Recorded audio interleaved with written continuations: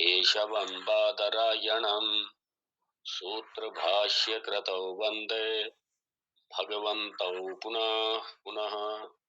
ईश्वरो गुरुरात्मेति मूर्तिभेदविभागिने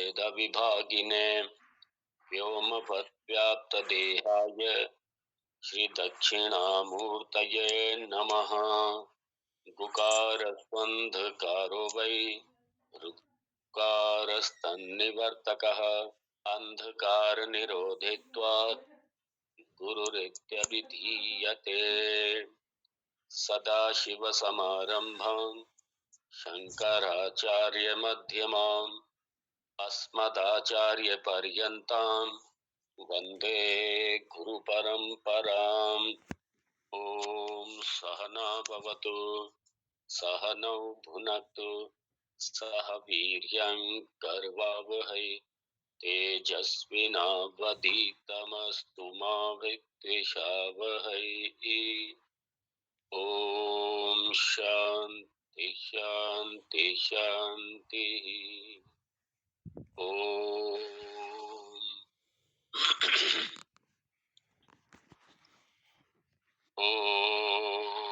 आपुदामपुहर्तारम् दातारं सर्वसम्पदाम् लोकाभिरामं श्रीरामं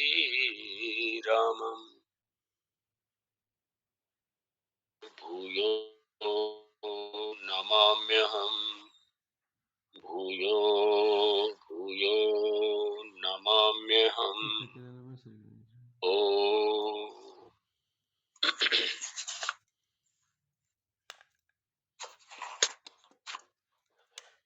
प्रथम श्लोक।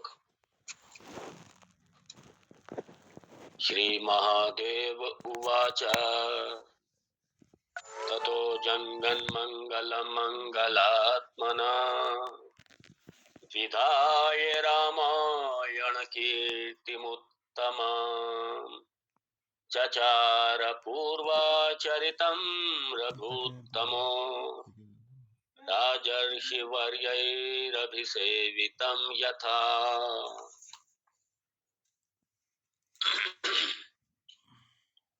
14वां श्लोक। श्री रामचंद्र उवाच केचिद्वदन्तीति वितर्कवादिनः तदप्यसदृष्टविरोधकारणात् देहाभिमानात् अभिवर्धते क्रिया विद्यागताहंकृतितः प्रसिद्ध्यति। प्रसिद्ध्यति होना चाहिए, प्रसिद्धति नहीं, प्रसिद्ध्यति, प्रसिद्ध्यति होना चाहिए, मिस्टेक है यहाँ।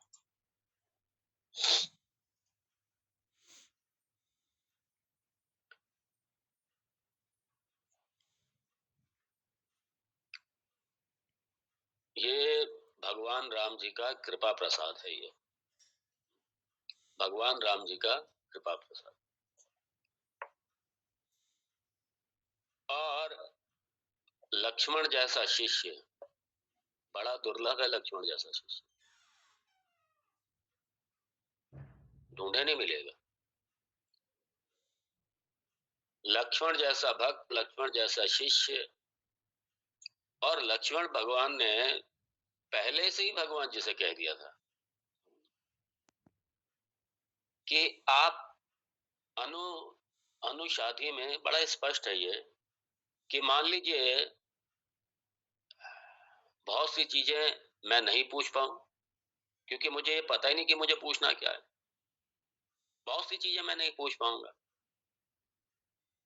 तो इसलिए आप मुझे समझाने में, मुझे उपदेश करने में आप कंजूसी ना करना।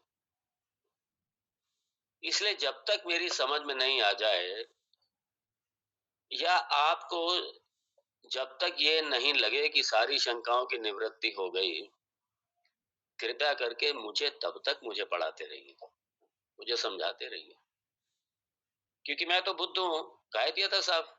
मुझे कुछ नहीं आता मुझे। इसलिए गुरुदेव, आप इस समय मेरे गुरुदेव हैं आप, और मैं आपका शिष्य हूँ। इसलिए आप मुझे मेरी शंकाओं की भी निवृत्ति आप करते रहिएगा। और दूसरा, इसलिए जहां पे पूर्व पक्षी है, ये जरूरी नहीं है कि लक्ष्मण ने कहा ही हो, क्योंकि अगर ऐसा होता तो भगवान वेद व्यासाचार्य ये जरूर लिखते कि श्री लक्ष्मण उवाचा। तो ये भगवान की ये महती करुणा है गुरुदेव के रूप में, कि वो लक्ष्मण की या शिष्य की शंकाओं का समाधान भी बीच बीच में कर रहे हैं। तो इसलिए जो 11, 12, 13, ये जो 3 श्लोक जो शंकाएं थी, शंकाएं क्या, ये कर्मकांडी का मत था कि कर्म आप अंत तक नहीं छोड़ सकते। मतलब क्या? मतलब सन्यास नहीं है। विदाउट सन्यास आप मोक्ष प्राप्त कर सकते हैं, ज्ञान प्राप्त कर सकते हैं।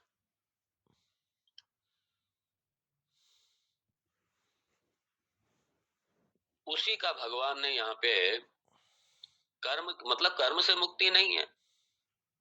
कर्म का रोल है, लेकिन कर्म का रोल बिल्कुल अलग है। ज्ञान का रोल बिल्कुल अलग है। ज्ञान की भूमिका अलग है, कर्म की भूमिका अलग है। जहां पे कर्म का योगदान है चित्त शुद्धि में, वहां पर तो कर्म ही करेगा, वहां पे ज्ञान नहीं करेगा कुछ, वहां पे कर्म करेगा। लेकिन अज्ञान निवृत्ति में आपके कर्म का कोई रोल नहीं है।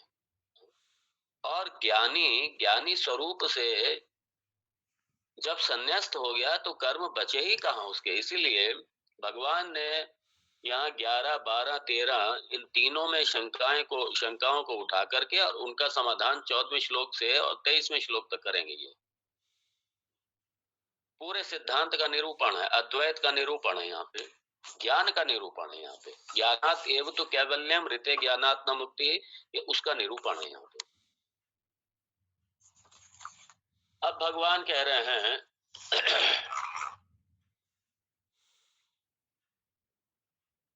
कि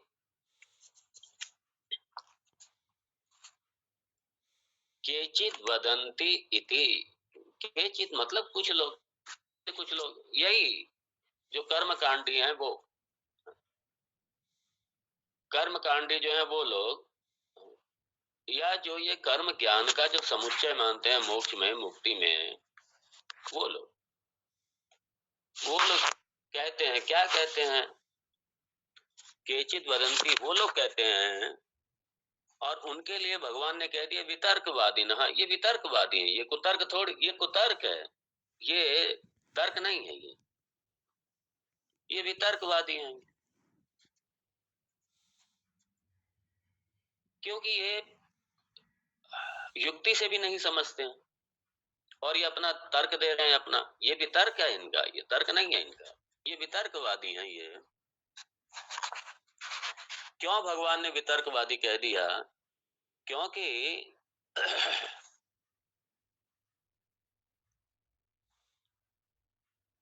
वादिनः तत् अपि सदृष्ट विरोध कारणात्, सदृष्ट विरोध कारणात्। क्योंकि इनका ये समझ नहीं आता, ये अपने आप देखते भी नहीं है। क्योंकि उनके विरोध कारण, सदृष्ट मतलब ये प्रत्यक्ष रूप से इनके कथन में विरोध है इनका। इनके कथन में विरोध होने के कारण, अर्थात विरोधाभासी स्टेटमेंट दे रहे हैं ये, और इसके कारण इनका जो तर्क है वो ठीक नहीं है। इनका तर्क ठीक नहीं है। क्यों ठीक नहीं है?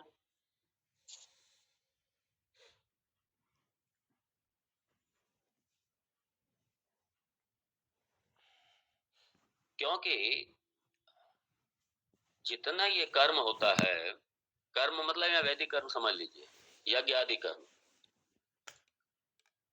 उसमें जो संस्कार, जो जो जो संकल्प लिया जाता है, उस संकल्प में भी बड़ा स्पष्ट है,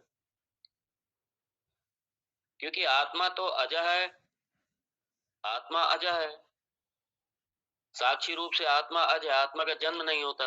और वो संकल्प क्या लिया जाता है उसमें, अहम सो एंड सो गोत्र उत्पन्ना नाम, उस गोत्र में जन्म हुआ, ये मेरे पिता का नाम। उसमें ना पिता है, ना माता है, ना गोत्र है, ना कुछ है, कुछ नहीं है उसमें। अगोत्रम अवर्णम अचक्षु श्रोत्रम, ये तो आत्मा का स्वरूप है। और जब उसमें संकल्प लिया जाता है तो सीधा सीधा देहाभिमान के कारण लिया जाता है, अहंकार के उसमें लिया जाता है। और आत्म तत्व की जब बात करते हैं तो वहां ये सब है ही नहीं, ये सब है ही नहीं। तो इसीलिए जो कर्म कर रहे हैं वो, उससे कर्म से आप कहते हैं कर्म से मुक्ति है, अरे कर्म से तो उल्टा अहंकार और पोषित होगा, अहंकार और स्ट्रांग होगा, मजबूत होगा।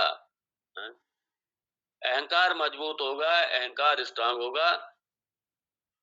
और वेदांत क्या कहता है, स्थूल सूक्ष्म कारण शरीरात व्यतिरिक्त आत्मा, ये वेदांत कहता है। तो इसलिए कर्म और ज्ञान ये दोनों अपोजिट डायरेक्शन में जाते हैं, ये दोनों साथ में रह ही नहीं सकते, ये दोनों अपोजिट डायरेक्शन में है, ये दोनों, इनका समुच्चय बनता ही नहीं है। क्योंकि ज्ञान का उद्देश्य अलग है, कर्म का उद्देश्य अलग है, दोनों का अलग अलग है बिल्कुल। और कर्म देहाभिमान को होते हैं, और ज्ञान में, ज्ञान होने के बाद में तो अहंकार जो है वो तो गलित हो जाता है, अहंकार। हाँ, जो ज्ञान होने के बाद में भी ज्ञानी को भी, ज्ञानी भी जो वो कर्म करता है बड़ा स्पष्ट है। वो जो ज्ञानी जो कर्म कर रहा है वो कैसे कर रहा है, सर्व कर्माणि मनसा संन्यास्यास्ते सुखम वशी, नवद्वारे पुरे देहि नैव कुर्वन्न कारयन्, ये ज्ञानी की स्थिति है। वो मन से संन्यास्त होकर के सारे कर्म को, मतलब कैसे, बस ठीक है, देह है, उपाधि है, उपाधि से ठीक है कर्म हो रहे हैं।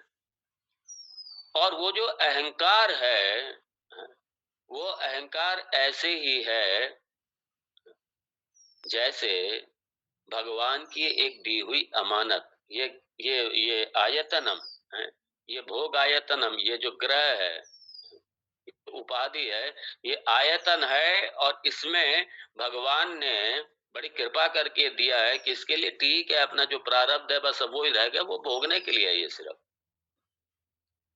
और अहंकार इसमें कैसे है, जैसे ट्रस्टी की तरह, जब तक अविद्या है तब तक अहंकार ये देह में, ये मैं पना, ये मेरा है, ये मैं हूं, ये है। लेकिन ज्ञान के बाद में क्या हुआ, वही अहंकार कैसे यहाँ पे रह रहा है, एक एक साक्षी की तरह है, एक दृष्टा की तरह है, एक दृष्टा की तरह हो गया। अर्थात अब ये मेरी संपत्ति नहीं है, ना मैं हूं ना मेरा है, न मैं हूं ना मेरा है, बस इसके लिए ही, मात्र अहंकार प्रारब्ध के लिए ही बस रह गया है, काटने के लिए, बस इतना ही है। इसलिए नैव कुर्बन न कारयन नव द्वारे पूरे देही, ये नव द्वार और ये पूरी, ये नगरी है, नव द्वार की है, नव द्वार की नगरी है। इसमें ये आत्मा, ये आत्म तत्व, ये ज्ञानी के लिए ये है। कैसे कर रहा है, ना करोती, ना कर रहा है, ना करवा रहा है किसी से, ना कर रहा है ना करवा रहा है। नैव किंचित करोमीति युक्तो युक्तो मन्येत तत्ववित्, ये जो ज्ञानी है, जो तत्ववेता है, नैव किंचित करोमीति, ये कुछ भी मैं नहीं ये करता हूं, मैं कुछ नहीं, कुछ भी नहीं मैं ये करता हूं। और